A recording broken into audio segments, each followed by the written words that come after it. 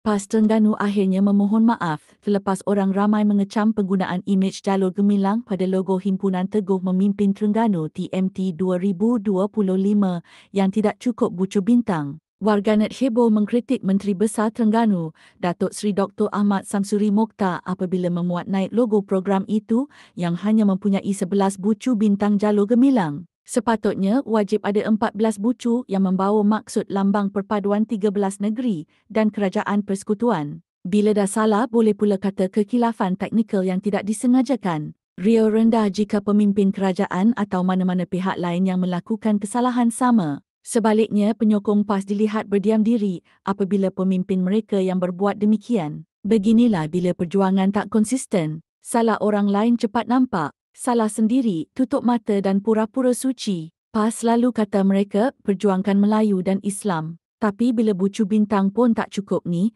apa perjuangan mereka sebenarnya? Bucu bintang pun boleh salah. Apa lagi dasar?